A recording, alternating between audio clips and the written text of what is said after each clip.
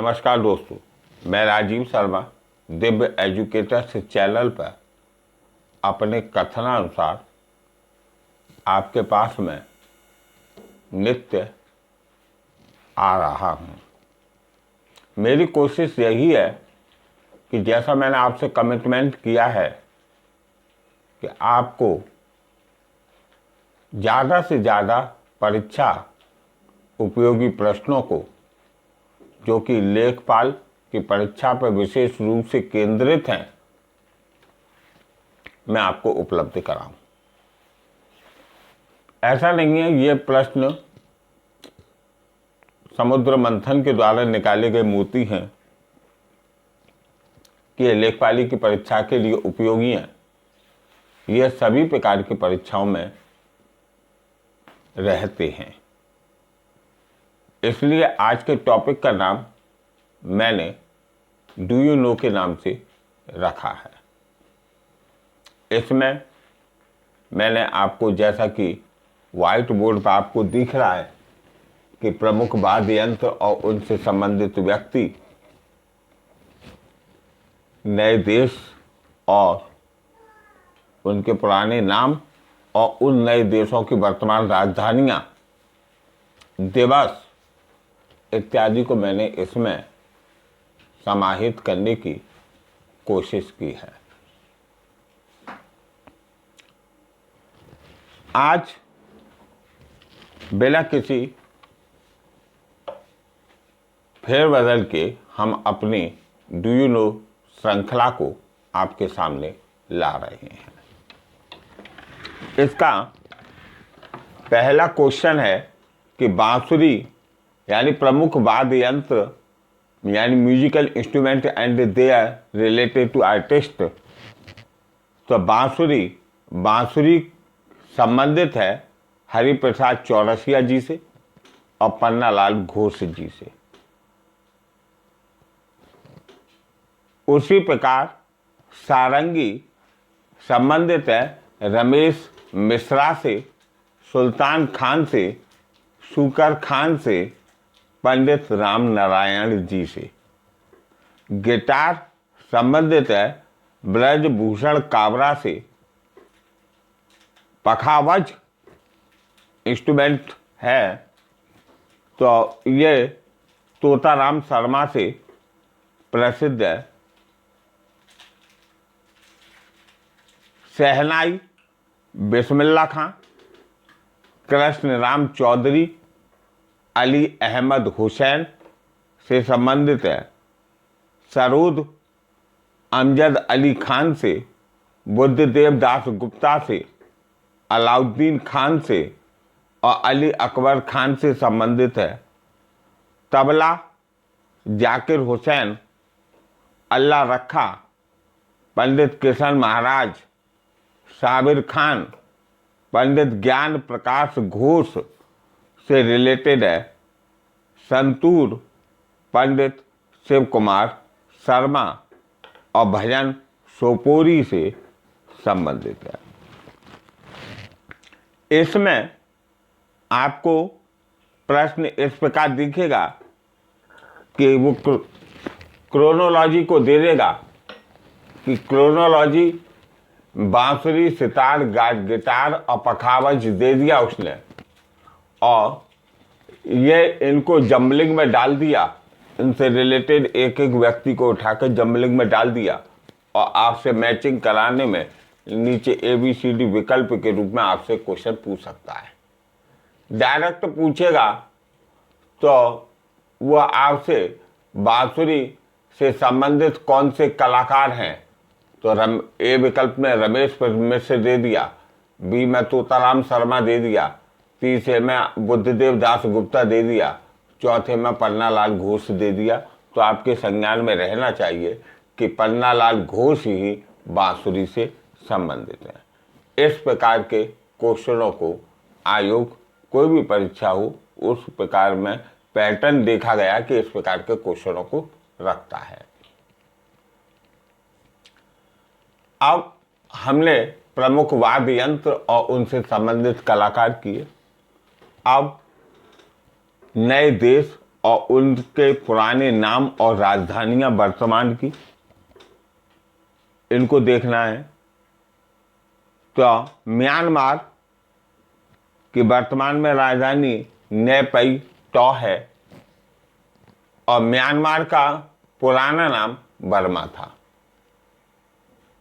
Rangoon भी कहते थे, बर्मा इसका पुराना नाम था। इराक, यानी इराक की वर्तमान राजधानी बगदाद है। इराक का पुराना नाम मेसोपोटामिया है। इराक की राजधानी जो थी वो थी आपकी मतलब इराक को मैं सबसे पहले मेसोपोटामिया की सभ्यता में सुमेरियन सभ्यता इराक की है। ताइवान की राजधानी वर्तमान में ताइपे है और ताइवान का पुराना नाम फार्मोसा है।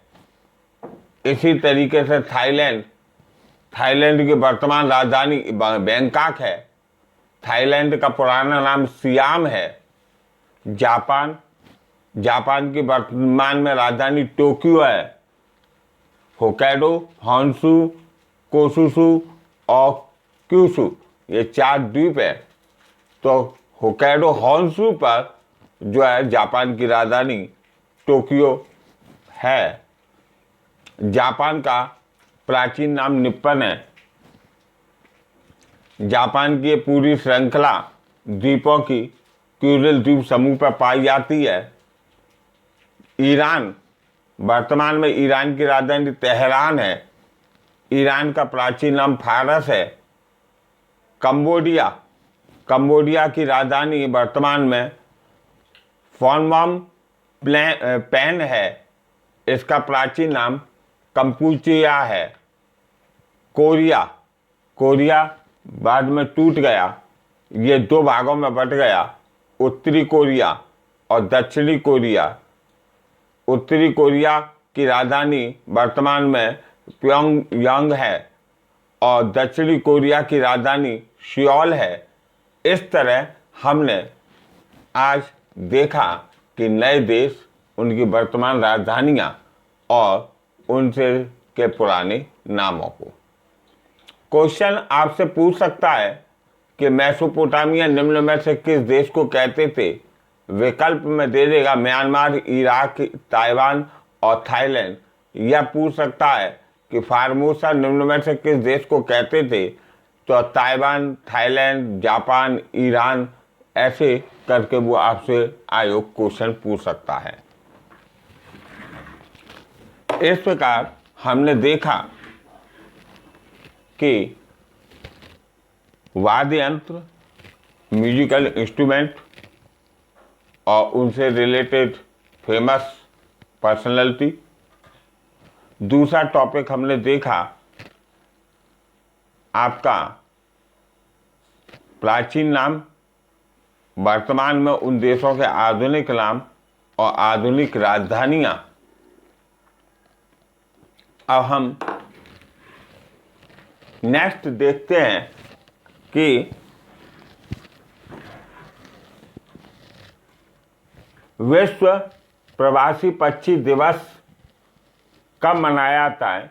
तो विश्व प्रवासी पक्षी दिवस 5 मई को मनाया जाता है। अंतर्राष्ट्रीय नर्स दिवस कब मनाया जाता है? तो अंतर्राष्ट्रीय नर्स दिवस 12 मई को मनाया जाता है। इसका आयोजन आधुनिक नर्सिंग के जनक फ्लोरेंस नाइटिंगेल की याद में पूरे विश्व में मनाया जाता है। इनको हम लेडी विद द लैंप के नाम से भी जानते हैं। विश्व में सबसे पहले, मोस्ट इंपॉर्टेंट क्वेश्चन बन सकता है कि विश्व में सबसे पहले किसने अंतर्राष्ट्रीय नर्स दिवस मनाया?